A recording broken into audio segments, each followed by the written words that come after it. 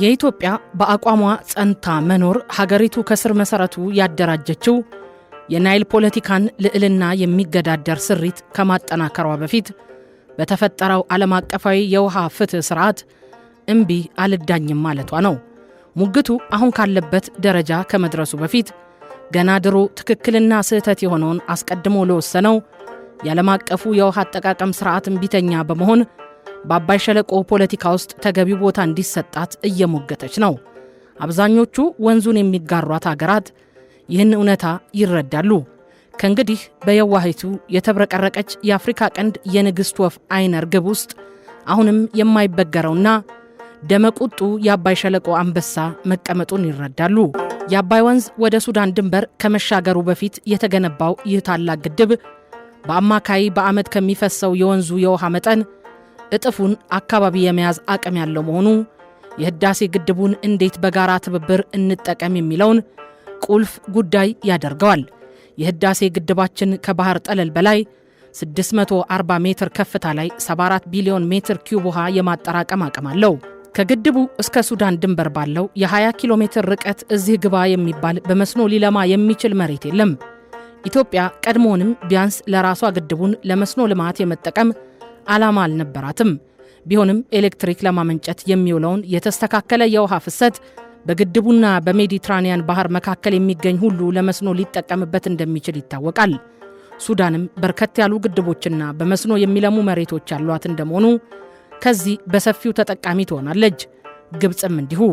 የአባይ ወንዝ በተንጣለለበት የ1200 ኪሎ ሜትር መስመር የሚገኙትን የአስዋን ግድብና የናስር ሐይቅ እንዲሁም 7 ሌሎች ውሃ ማቆሪያ ግድቦቿና በአጠቃላይ ርዝማኔያቸው 13000 ኪሎ ሜትር የሚሆኑ ቦዮችን ይዛ እንደ ሱዳን ሁሉ ከዚህ ፍሰት ተጠቃሚ መሆን ትችላለች። ሁለቱ ሀገራት የአባይ ወንዝን ለመጓጓዣ ለኤሌክትሪክ ኃይል ከዚህም የሚበልጥ ወሳኝ ለሆኑ እንደ መጠጥ ውሃ አይነት የከተማ አገልግሎት ይጠቀሙበታል።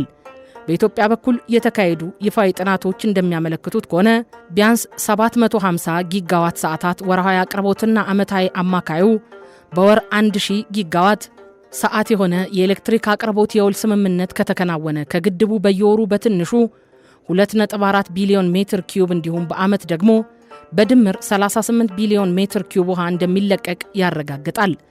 ተደራድረው ወርሃዊ አማካዩን ወደ 1227 ጊጋዋት ሰዓታት ከፍ ማድረግ ቢችሉ በአጠቃላይ ህዳሴ ግድቡ በዓመት 15000 ጊጋዋት ሰዓታት ኃይል እንደሚያመነጭላቸውና ከ47 ቢሊዮን ሜትር ኪዩብ በላይ ዓመታዊ የውሃ ፍሰት እንደሚኖር መተማመኛቸው ሊሆን ይችላል። ይህም ከወንዙ አማካይ ዓመታዊ ፍሰት በ2 ቢሊዮን ሜትር ኪዩብ ብቻ ያነሰ መሆኑን ልብ ይሏል። በዚህ መልኩ ድርቅም ሆነ የተራዘመ የዝናብ እጥረት በሚከሰትበት ወቅት ተጽዕኖን ለመቀነስ በሚያስፈልገው የማካካሻ የውሃ ልቀት ዙሪያ የሚደረጉ ዝርዝር ድርድሮች ሁለቱንም ወገኖች የሚያስማሙ ሊሆኑ ይችላሉ የሚሉ የዘርፉ ምሁራን ግብፅ በቅድመ ሁኔታ ያስቀመጠችው የተፈጥሮ ጥበቃ ፍሰትም ለኢትዮጵያ የውጭ ምንዛሬ ለማስገኘት በሚደረግ የስምምነት ሂደት አብሮ ሊሟላ ይችላል ይላሉ። ውሎ አድሮ ኢትዮጵያ በአባይ ወንዝ የውሃ ባለሀብትነት ተሰይማ በታሪክ ለተዛመዷት ጎረቤቶቿ የክፉ ቀን የውሃ መከታነቷ ዛሬ ግራ ቀኝ ከተፋጠጡ ወገኖች የሚከተሉ መጻኢ ትውልዶችን ነገ የሚቀኑበት ታላቅ የክብር ዕድል እንደሆነ የክልላዊ ትብብር ዘረግንድንም እንደሚተክል መገንዘብ ያሻል። በሀገረ አሜሪካ የሃርለም ህዳሴ ሲነሳ ስሟ ቀዳሚ ሆኖ የሚጠቀስላት ሞገደኛዋ ጸሐፊ ጥቁር አሜሪካዊት ዞራ ኒል ሃርስቶን የሃርለም ህዳሴንና የአፍሪካ አሜሪካውያንን የአኗኗር ሁኔታ በሚመለከት የምትታዘበውንና የሚሰማትን ያለምንም ይሉኝታ በመጻፍ እወቁት ስትል ብትኖርም እስከ ዕለተ ሞቷ ድረስ በሥነ ጽሑፉ ማኅበረሰብ ውስጥ እዚህ ግባ የሚባል ቦታ ሳይሰጣት የተቀበረችበት ቦታም ሳይታወቅ እንደቀረ ተመራማሪዎች ያነሳሉ። ታላቁ የህዳሴ ግድብም ሀያላኑ ያስቀመጡትን እንቅፋት በጥበብ በማለፍ እዚህ እንደደረሰ ይገልጻሉ። እንደ ተመራማሪዎች ከሆነ ከግብፅ ጋር በግዙፍ የግብርና ኢንቨስትመንት የተሳሰረችው እስራኤል የግብፅ የረዥም ጊዜ የስትራቴጂ አጋር አሜሪካ እንዲሁም ኮንጎና ሱዳንን የመሳሰሉት ከሳህራ በታች ያሉ ሀገራት ባለባቸው የጥቅም ግጭቶች የተነሳ ግድቡ ተገንብቶ መጠናቀቁን ቢቃወሙትም እንደማይገርምና ሀገራት ሁሉ እንቅስቃሴያቸው ጥቅምና ኪሳራቸውን ያሰላ በመሆኑ የሀገራቱን ለንተና አቅም እያደገ ሲመጣ ማን ከማን ጋር ሆነ የሚለው ጉዳይ ያን ያህል አሳሳቢ አይሆንም። የውሃ ባለቤትነት አተካሮ እንደ ድንበር ውዝግብ የመረረና ተያያዥ ጠቡም ስልጣኔም ሆነ ውድቀቱን ተሻግሮ የሚዘልቅ አበሳ መሆኑ ይስተዋላል። አሳማኝ በሆኑ አሃዞች ላይ ተመርኩዞ የሚደረግ ዘመናዊ የኃይል አጠቃቀም ስምምነት ምንም ያህል የተራቀቀ ይሁን ለረጅም ዘመን ስር ሰዶ ከቆየ የውሃ ልዕልና የሚመነጭ ፍርሃትን አይታደግም። ኢትዮጵያ፣ ግብፅና ሱዳን በመካከላቸው የተፈጠረውን ውጥረት በዘላቂነት ለመፍታት በላቀ አስተዋይነትና አርቆ አሳቢነት የተሞላ ሀገራዊ አመራር ያስፈልጋቸዋል። ይሁን እንጂ እነዚህ ሀገራት ምንም እንኳ በአባይ ውሃ ላይ ከ100 ዓመት በላይ በእሰጥ አገባ ተፋጠው ቢኖሩም ዛሬ በዚህኛው ዘመን እንኳንስ ግጭትን ለመፍታት ይቅርና ጥያቄዎችን እንኳን ለመመርመር የሚያስችሉ ጥቂት ዘላቂ ስምምነቶች ብቻ ናቸው ያላቸው። አሁን ላይ ባለው ይፋዊ መረጃ ከሆነ ግብፅ፣ ኢትዮጵያና ሱዳን በጣምራ ያደረጉት የቅርብ ጊዜ ውል የመጋቢት 2015 የህዳሴ ግድብ ዲክላሬሽን ኦፍ ፕሪንሲፕልስ ወይም የመርህ ስምምነት ነው። በወቅቱ ይህ የህዳሴ ግድቡን መርሆች የማወጅ ስምምነት ለኢትዮጵያ ትልቅ ድል ነበር። ፋይዳው ዳግም ጎልቶ የታየው አሜሪካ ድጋፍ ባደረገችበት ሰነድ መግቢያ ላይ የመርህ ስምምነቱን በማጽናት የሚል መስፈሩ ሲሆን በመቀጠልም የመርህ ተኮር ስምምነቱ ዓላማ እየፈጸምነው ያለነውን ይህ ስምምነት ለማሳለጥና ለማሳካት የሚሆኑ ጠቅለል ያሉ መርሆችን ለማስቀመጥ ነው በማለት ይህንኑ የሶስትዮሽ ስምምነት ያጠናክረዋል። መርሁ ደግሞ በአንቀጽ ቁጥር 10 ሰላማዊ የሙግት አፈታት መርሆች የተባሉትን ሲዘረዝር ሙግት በምክክር ወይም በድርድር እንዲፈታ፣ ይህ ካልተሳካም በሽምግልና ወይም በአስታራቂ እንዲያልቅ አሊያም ጉዳዩን እንዲያጤኑት ለሶስቱ ሀገራት ርዕሰ ብሔሮች መመራት እንዳለበት ይናገራል። መርህ ተኮር ስምምነቱ በተፈረመበት ጊዜ አካባቢ የካይሮ ዩኒቨርሲቲ ምሁር የሆነችው ራፊያ ተውፊቅ ታላቁ የህዳሴ ግድብ ለግብፅ የዘመናት የናይል ልዕልና በኢትዮጵያ የተሰጠ አጸፋዊ ምላሽ ነው የሚለውን አባባል ትመረምራለች።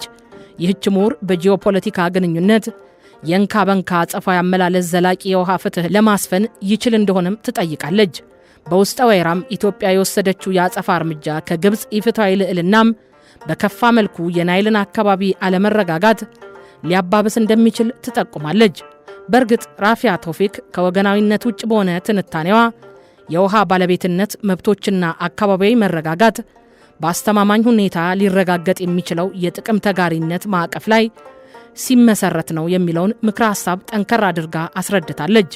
ቢሆንም ግብፅ በአባይ ውሃ ላይ የነበራትን ልዕልና ለመቃወም የተወሰደው የህዳሴ ግድብ አጸፋዊ እርምጃ ዋጋ ቢስ ሊሆን እንደሚችል መገለጹ በመሬት ላይ ካለው ነባራዊ ሁኔታ አንጻር አሳማኝ አለመሆኑ ብቻ ሳይሆን እንዲያውም ኢትዮጵያ ስትጓዝበት የቆየችው የኃይል ጎዳና ተጨባጭ ውጤት ማምጣቱ በገሃድ እየታየ ነው። የራፊያ ተውፊቅን ምሁራዊ አገላለጽ ልጠቀምና ኢትዮጵያ በአባይ ላይ ያራመደችው ፖሊሲ በአደባባይ አንገት ከመድፋት ወደ ስውር ሽኩቻ ብሎም በስተመጨረሻ ይፋዊ ወደሆነ የናይል ፖለቲካ ፍልሚያ የተለወጠበት ሂደት አጼ ምኒልክ በጥቁር አባይ ላይ የውሃውን ፍሰት የሚያግድ ምንም አይነት ግንባታ ላለማካሄድ ከተስማሙበት በብሪታንያው ኤድዋርድና በኢትዮጵያው ንጉሥ መካከል ከተደረገው የ1902 ስምምነት አንስቶ በወረቀት ተከትቦ ይገኛል። የ1902ቱ ስምምነት ዓላማ በመግቢያው ላይ እንደተገለጸው በሱዳንና ኢትዮጵያ መካከል ድንበር ለማካለል ነበር። ጥቁር አባይን አስመልክቶ በብልጣበልጥነት የተሰነቀረው የአባይ አንቀጽ ግን የአባይን የውሃ ፍሰት የሚያግደው ፈጣሪ ብቻ ነው በሚለው የቀድሞ ጠቅላይ ሚኒስትር መለስ ዜናዊ የምጸት ንግግር መንፈስ ለአላይ ሀገሪቱ ይህን ጊዜ ያለፈበትን ስምምነት መሳለቂያ አድርጋ አስቀርተዋለች። በቀጠናው ሰላምና የጋራ ልማት ላይ ከጎረቤቶቻችን ሁሉ ጋር በትብብር መስራት በሩቅ ካሉ ሀገራት ጋር ከመሰረትነው ዝምድና የበለጠ ማህበረሰባዊና ኢኮኖሚያዊ ፋይዳ አለው። የጋራ ህልውናችንን መቼ ወጥቶ መቼ እንደሚነፍስ በእርግጠኝነት ሊገመት በማይችል ዝናብ ላይ ጥገኛ እንዲሆን ከማድረግ ይልቅ አንዳችን የሌላችንን እውነተኛ ስጋት በቅንነት በመረዳት ብልሃት በተሞላበት ሁኔታ ተስፋ የተጣለበትን የግድቡን መርህ ተኮር ስምምነት ወደ ቀጠናዊ የኢኮኖሚ ውህደት እንዲስፋፋ ልንሰራ ይገባል። በዚያውም እኛ ኢትዮጵያውያን በዚህ የናይል ፖለቲካ ክርክር ለጊዜውም ቢሆን የበላይነቱን ያስጨበጠንን በታላቁ ህዳሴ ግድብ ላይ የፈጠርነውን የአንድነት ጮራ ሳናደበዝዝ ለልማት ችግሮቻችን ሁሉ መፍቻነት ልንጠቀምበት ይገባል።